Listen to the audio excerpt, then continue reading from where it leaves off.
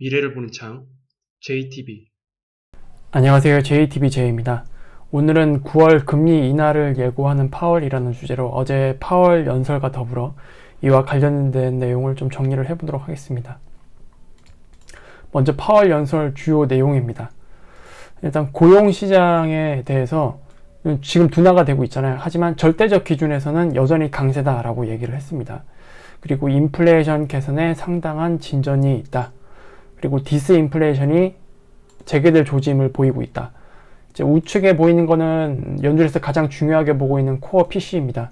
코어 PC가 스티키하게 조금 버티고 있다가 저번 5월달 지표 거기서 다시 추세를 계속 하락 쪽으로 이어지는 그런 지표를 보여줬습니다. 그래서 이게 디스인플레이션 재개 조짐을 확인했다라는 게 이제 요 내용이라고 보시면 될 것 같습니다. 그리고 정책금리 인하 전에 자신감을 더 키워야 한다라는 얘기는 이제 이런 추이의 데이터를 더 확인을 해야 된다. 그래야만 자신감을 가질 수 있겠죠.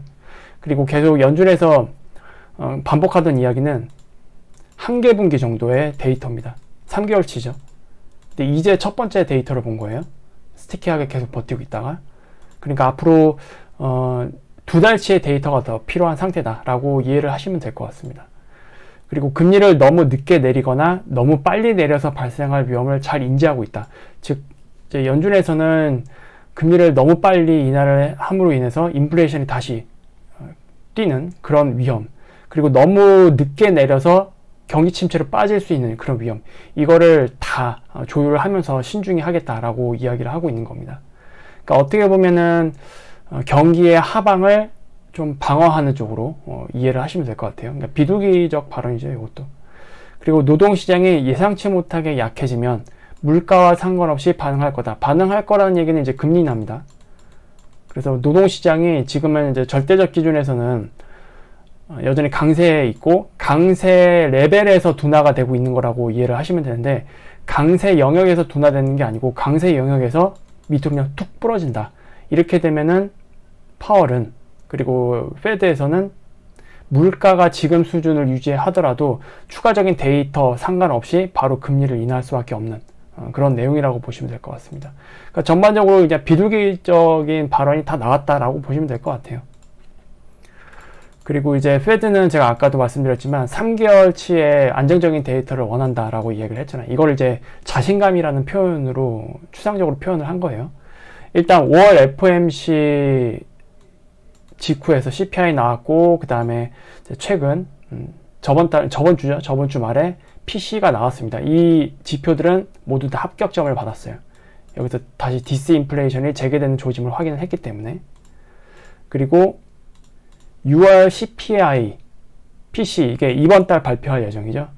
CPI는 중순에 발표할 거고 PC는 이번 달 말에 발표할 겁니다. 그리고 여기서도 5월과 비슷한 흐름의 디스인플레이션 지표가 나와줘야 됩니다. 그리고 7월 31일에는 7월 FOMC가 있어요.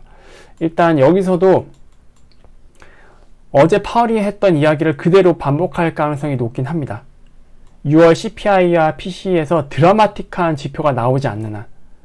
근데 지금 추정치를 보면은 여기서 막 급격하게 개선되는 그런 거는 잘 안 보이거든요. 그냥 지금 추세를 유지하는 정도?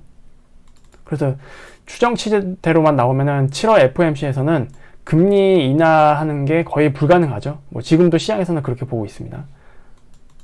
만약에 7월 달에 금리 인하를 하게 되는 상황이 나오게 되면 그거는 오히려 악재일 가능성이 굉장히 높습니다. 지금의 추세를 안정적으로 이렇게 둔화되는 흐름으로 이어가다가 갑자기 경기를 하방으로 이끄는 뭔가 악재로 해석할 만한 데이터가 나왔다는 뜻이 되겠죠. 7월 FOMC 금리 인하는. 그래서 여기에서는 금리 인하를 하는 거는 저는 악재로 보고 있습니다, 개인적으로. 그리고 8월 중순에 7월 CPI가 발표가 되고요. 8월 말쯤에 PCE가 발표가 됩니다. 이게 아마 가장 중요하겠죠. 왜냐면 이제 7월달 CPI, PCE가 3개월치를 다 채우는 거잖아요. 이번에 합격점 받았고, 그리고 이번 달에 발표할 것도 합격점을 만약에 받게 되고, 7월 CPI, PC도 합격점을 받게 되면 3개월치의 데이터가 안정적으로 쌓였기 때문에 자신감이라는 어떤 단어를 꺼내들 가능성이 굉장히 높습니다. 어디서? 여기서요. 8월 말 잭슨홀 미팅에서.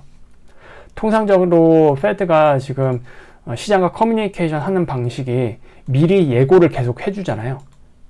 뭔가 갑작스러운 변화를 FOMC 때 툭 던지는 게 아니라 FOMC 때 뭔가 중요한 정책을 결정할 때는 반드시 그 전에 비스무리하게 힌트라든지 그리고 예고를 하게 됩니다. 9월 달에 금리 인하를 하려면 실질적으로 어디서 예고가 나와야 되느냐?